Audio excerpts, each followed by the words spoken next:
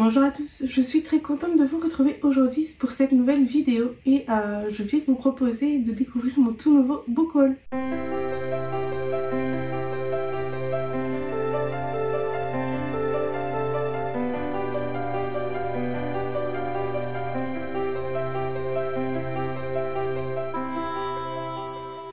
Je vous retrouve aujourd'hui en un pilou des Simpsons parce que comme il commence à faire très froid et que je suis chez moi au tout dernier étage, là où il n'y a vraiment personne, il fait encore plus froid qu'en bas. Donc je me suis dit, je vais pas me casser la tête, je vais vous faire un petit pilou aujourd'hui. Voilà, donc c'est pour ça que je suis habillée comme ça.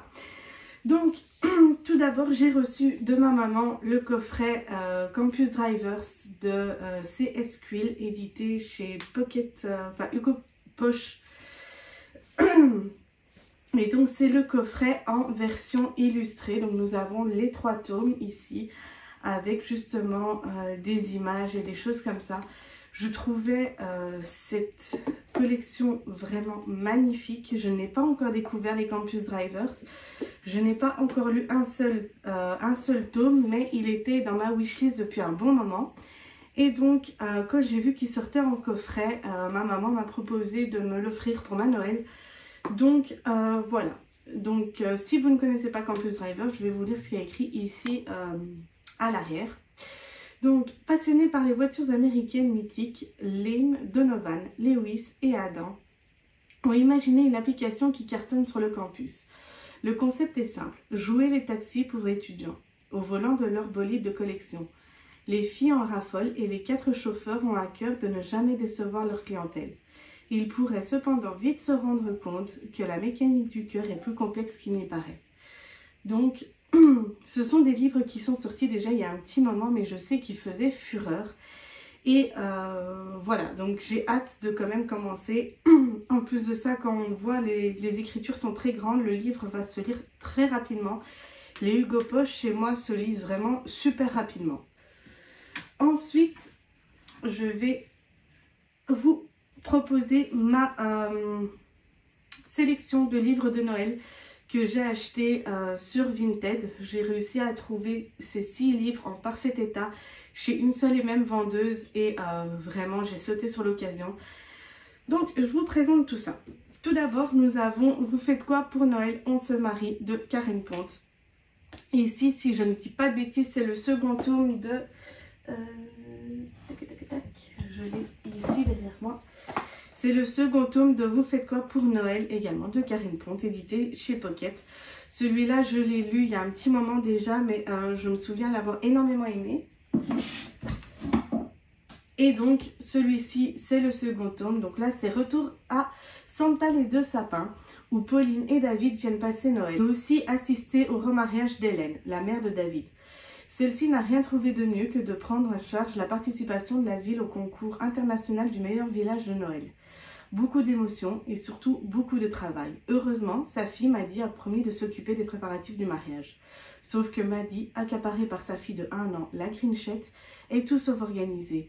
Que la relation reste tendue entre David et Donovan, son frère, que Lise, dont David était fou amoureux au lycée, a été bizarrement conviée à la noce, et qu'un encombrant invité débarque sans crier gare, bien décidé à ajouter son grain de sel. Vraiment, ça donne envie. Là, je pense que je vais terminer ma lecture de Noël que je suis occupée à lire en ce moment sur ma liseuse. Et il s'agit de Ça sent le sapin. Je vous mets la petite photo ici pour que vous puissiez voir. J'adore ce livre, mais comme je l'ai bientôt fini, je pense que je vais entamer celui-là directement après parce que il me tente vraiment beaucoup. Ensuite, nous avons Les miracles de Noël de Debbie Macomber. À l'approche de Noël, Cory est bouleversée. Depuis que Roy, son mari, a commencé à recevoir des cartes postales anonymes, elle ne ferme plus l'œil de la nuit. La situation est d'autant plus difficile pour elle que Roy observe un silence obstiné tout en feignant de ne pas être affecté par la situation. Qu'est-ce que tout cela peut bien signifier? Heureusement pour Cory, Lynette, sa fille adorée, est là pour la soutenir. Si seulement Lynette pouvait enfin vivre une belle histoire d'amour, mais Cory n'est pas sûre de réussir à la convaincre de faire connaissance avec l'homme dont elle rêve pour elle. Encore une fois, une bonne petite romance de Noël. En plus de ça, j'adore les détails qu'on peut voir sur la couverture. Comme on peut voir, c'est très pailleté, j'adore ça. C'est édité à la maison d'édition Harlequin. Et vraiment, ça me tente énormément. Ensuite, nous avons Cher Père Noël, je voudrais un mec de Caro M. Lynn. Canon, gentil, attentionné, généreux, sexuellement parlant, j'entends, et fidèle. Facile à trouver, non? C'est la dernière fois qu'Ali écoute les conseils foireux de sa meilleure amie. Écrire sa liste au Père Noël?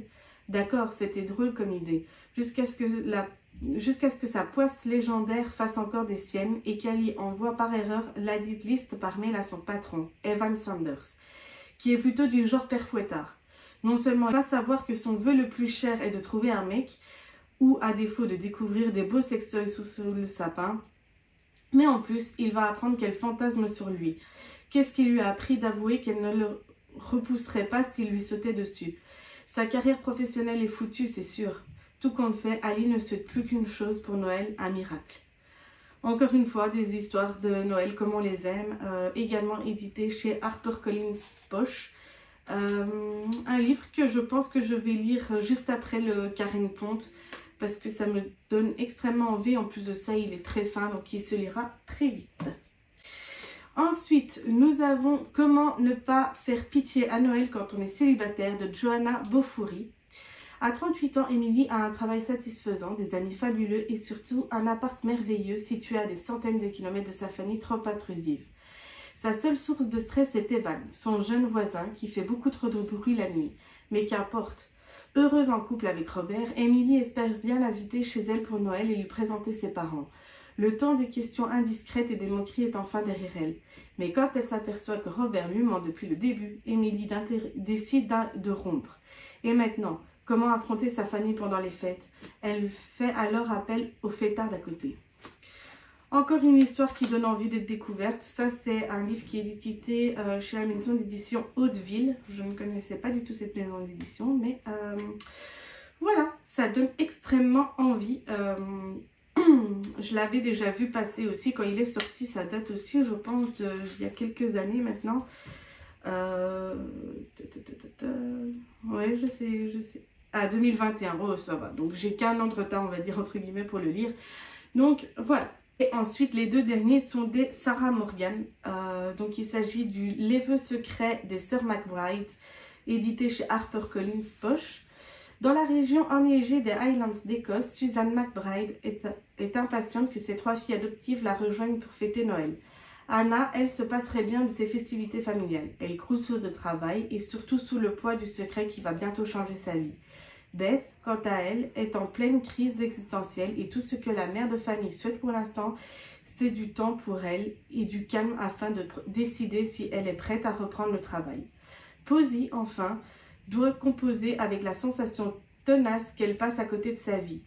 Mais changer de voie est risqué quand on a la charge de ses parents. Enfin, toujours moins risqué que de craquer pour Luc, son nouveau voisin. Face au problème de ses filles, Suzanne n'a d'autre choix que de compter sur la magie de Noël pour que ses fêtes se passent bien.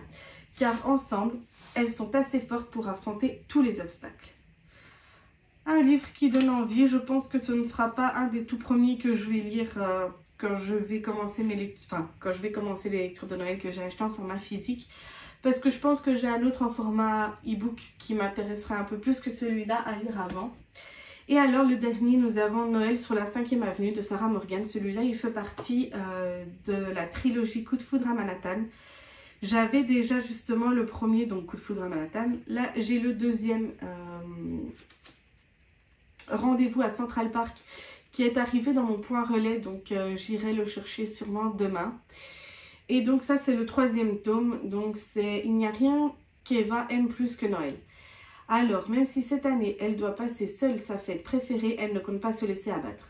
Il ne lui reste qu'une dernière mission à accomplir pour Urban Genie, l'agence d'événementiel qu'elle a créée avec sa meilleure amie, avant de profiter pleinement de cette période enchantée. Préparer une surprise de Noël pour Lucas Blade, le plus cynique des écrivains new-yorkais. Ce qui n'est pas peu dire, ce qu'elle n'avait pas prévu, c'est qu'une énorme tempête de neige la tiendra prisonnière du somptueux penthouse du ténébreux écrivain.